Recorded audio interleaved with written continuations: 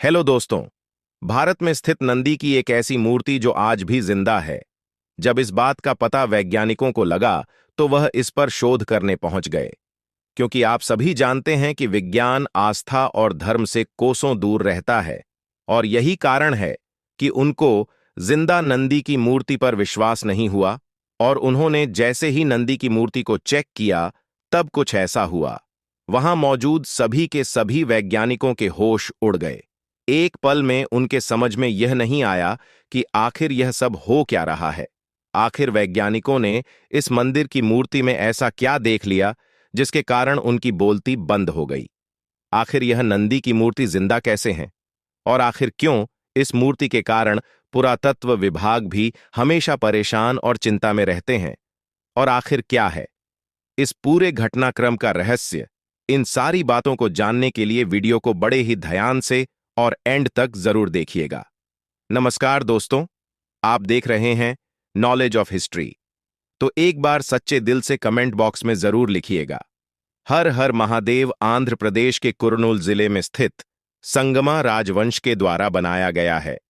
यगंती उमा माहेश्वर मंदिर बहुत ही पुराना और रहस्यमय मंदिर है। यह इसे श्री जगन्नाथ जी यगंती उमा महेश्वर मंदिर के नाम से भी जाना जाता है। यह मंदिर जितना अद्भुत है, अपने आप में ही इतने रहस्यों को समेटे हुए हैं। महर्षि अगस्त्य उन्हीं में से एक है जिनकी आराधना खुद भगवान श्री राम ने भी की थी। श्री यगंती उमा महेश्वर मंदिर की स्थापना अगस्त अर्षि नहीं की थी।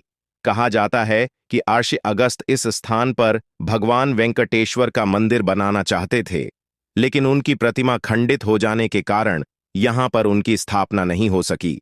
फिर अर्षि ने भगवान शिव की आराधना की, जिसके बाद प्रसन्न होकर भोलेनाथ प्रकट हुए और अर्षि कोण का मंदिर बनाने को कहा।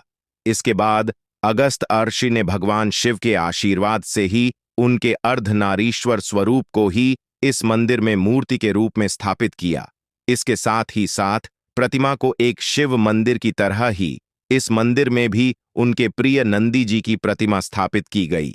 इसके अलावा मंदिर के पास जो गुफाएं हैं, एक गुफा अगस्त अर्षि को समर्पित है, जहां उन्होंने भगवान शिव की आराधना की थी। इस गुफा तक पहुंचने के लिए आपको करीबन 120 सीढ़ियां चढ़कर ऊपर पहुंचना होगा। दूसरी गुफा में भगवान वेंकटेश्वर की वही पहले वाली प्रतिमा स्थापित है जिसे अगस्त अर्षि स्थापित करना चाहते थे। कहा जाता है कि जब भक्त तृप्ति स्थित भगवान वेंकटेश्वर का दर्शन नहीं कर पाएंगे, तब श्री यगंती उमा महेश्वर विराजमान भगवान वेंकटेश्वर की काव्य के भक्तों का निर्माण करेंगे। अब जानेंगे इस मंदिर के उत्तर रहस्य के बारे में, जिसके कारण वैज्ञानिक भी हमेशा परेशान और चिंता में रहते हैं। दोस्तों, इस मंदिर में नंदी की मूर्ति को जरा गौर से देखिए।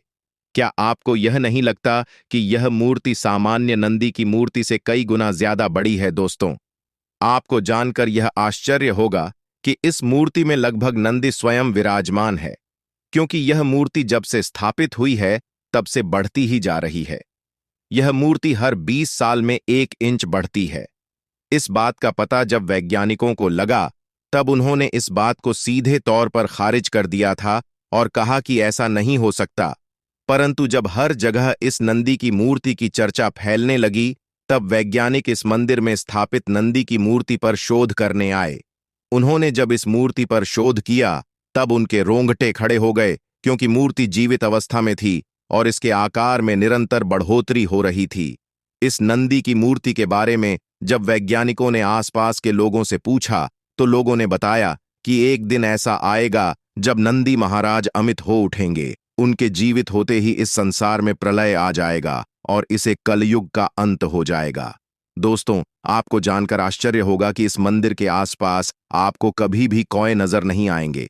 मान्यता है कि तपस्या के समय विघ्न डालने की वजह से अर्षि अगस्त्य ने को श्राप दिया था कि अब कभी भी कौए इस मंदिर प्रांगण में नहीं आ सकेंगे। इस मंदिर में नंदी के मुख से लगातार पानी गिरता रहता है। बहुत कोशिशों के बाद भी आज तक कोई पता नहीं लगा सका कि पुष्करिणी में पानी कैसे आता है। पुष्करिणी यंगती उमा महेश्वर मंदिर परिसर में एक छोटा सा तालाब है। इस पुष्करिणी में लगातार नंदी के मुख से पानी गिरता रहता है। ऐसी मान्यता है कि अर्षि अगस्त्य ने पुष्करिणी में स्नान कर भगवान शिव की आराधना शुरू की थी। दोस्तों, अगर आपको हमारी यह वीडियो पसंद आई हो तो लाइक, शेयर, चैनल को सब्सक्राइब करके बेल आइकन को पेश करना मत भूलिएगा। तब तक के लिए आप सभी का बहुत बहुत धन्यवाद।